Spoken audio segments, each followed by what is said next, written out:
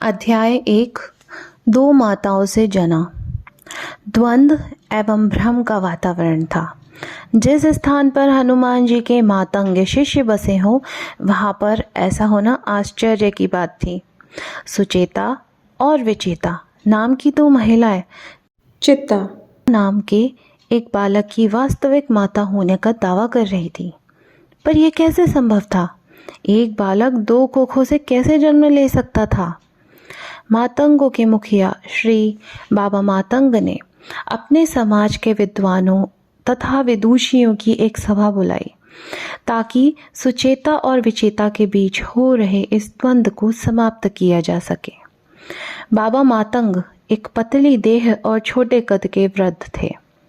उनका छोटा सा चेहरा उनकी छितरी हुई श्वेत दाढ़ी और लंबे अव्यवस्थित बालों के पीछे ढका हुआ था।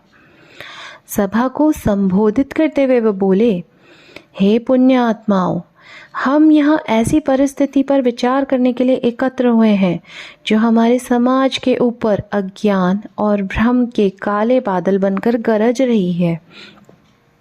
हम सभी जानते हैं कि लगभग 1 वर्ष पहले सुचेता ने चित्ता को जन्म दिया था, किंतु 2 रात्रि पहले जब अमावस्या की रात थी तब विचेता के मन में न केवल चित्ता के प्रति वात्सल्य उमड़ पड़ा, अपितु ऐसी स्मृतियां भी पनप गईं जिनके अनुसार उसने चित्ता को जन्म दिया था और चित्ता के मन से अपनी वास्तविक माता सुचेता के प्रति पूर्ण लगाव सूख चुका था। अब वह विचेता को ही अपनी माता मानने लगा है। सुचेता को संदेह है कि विचेता ने वशीकरण तंत्र मंत्र के द्वारा उसके पुत्र को वश में कर लिया है। सुचेता का तर्क है कि विचेता का निसंतान होना इस अपराध की अभिप्रेरणा बना है। बाबा मातंग का वक्तव्य और विशेषतः अंतिम 2 वाक्य सुनकर सभा में सबसे आगे व्याकुल अवस्था में बैठी विचेता फूट फूट के रोने लगी। बड़े बड़े आंसू उसकी लाल आंखों से निकलकर चित्ता नाम के बालक पर वृष्टि करने लगे। चित्ता को वो अपनी छाती से कसकर चिपकाए बैठी थी। बाबा मातंग एक अनुभवी वृद्ध थे। सभी प्रकार की प्रकट अप्रकट भावनाएं उन्होंने अपने जीवन में देखी थी। उनका अनुभव ये स्पष्ट बता रहा था कि विचेता के आंसू सच्चे थे। उनका हृदय कह रहा था कि विचेता ने कोई अपराध जानबूझकर तो बिल्कुल नहीं किया था, परंतु जिस उच्च आसन पर वो विद्यमान थे वो उन्हें हृदय के आधार पर निष्कर्ष निकालने की अनुमति नहीं देता था। न्याय और निष्पक्षता में एक विशेष कठोरता होती है। उसी कठोरता को अपनी वाणी में लाने का प्रयास बाबा मातंग ने किया, किंतु उनकी वाणी से कठोरता नहीं निर्दयता प्रवाहित होने लगी। वे बोले, हे विचेता, आपके अश्रु आपके निरपराध होने का प्रमाण नहीं हो सकते। साक्षी है सभी मातंग जो परम सत्य के मार्ग पे चलते। साक्षी है इस वन के सभी पशु पक्षी जो मातंगों के सहचर हैं। साक्षी है सभी दिशाएं जो भौतिक जीवन में हमारी सभी गतिविधियों का लेखा जोखा रखती हैं। साक्षी है वायु जो हमारे भीतर और बाहर विद्यमान है। साक्षी है प्रकाश की किरणें जो इस संसार को प्रकाशमान करती हैं।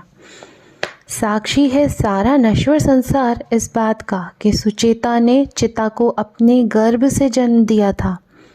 हम सभी ने सुचेता को चित्ता का पालन पोषण करते देखा है। 2 दिवस पहले तक वह चित्ता को स्तनपान करा रही थी। हे विचेता, आपने ऐसा क्या तंत्र मंत्र किया है कि चित्ता का अब आपकी गोदी से ही नीचे नहीं उतर रहा है? आप किसी के बच्चे को ऐसे कैसे चोरी कर सकते हो? स्मरण रहे, हनुमान जी सब देख रहे हैं। वे यहाँ नहीं हैं, परंतु उनकी दिव्य दृष्टि आपके कृत्य देख रही है। ऐसा पाप न करो विचेता, इससे पहले कि प्रकृति के कठोर नियम अपना न्याय करें और आपको दंड दें।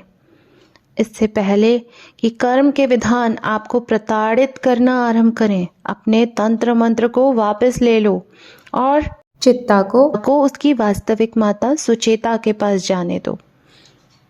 तत्वतः बाबा मातंग ने कुछ अनुचित नहीं कहा था।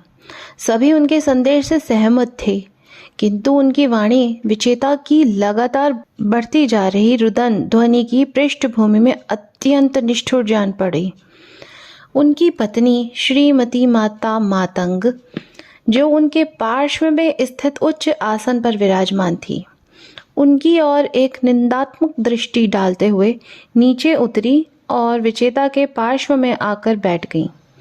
उसे सांत्वना देते हुए उन्होंने पहले उसकी पीठ सहलाई और तत्पश्चात उसके कंधों पर अपना स्नेही हाथ रखा। माता मातंग का सहारा पाकर विचेता के हृदय को शीतलता मिली और उसका रुदन स्वर क्षीण पड़ गया। वो बोली, मैं सत्य कह रही हूँ, मैंने ही चित्ता को जन्म दिया था। मैं ही पहले दिन से उसे स्तनपान करा रही हूँ। मैंने ही उसे इस भयानक वन के सभी संकटों से बचा के रखा है। आप सब मेरा परिवार हैं। आप जन मेरे विरुद्ध क्यों हो गए हैं? माता मातंग, आप बोलती क्यों नहीं? क्या आप चिता के जन्म के समय उपस्थित नहीं थी? कुछ महीने पहले की ही तो बात है। आप कैसे बिसर सकती हैं वो दिन? और बाबा मातंग, चित्ता के जन्म के 7वें दिन आप ही ने तो सभी अनुष्ठान किए थे। ये बात आपकी स्मृति से कैसे लुप्त हो गई?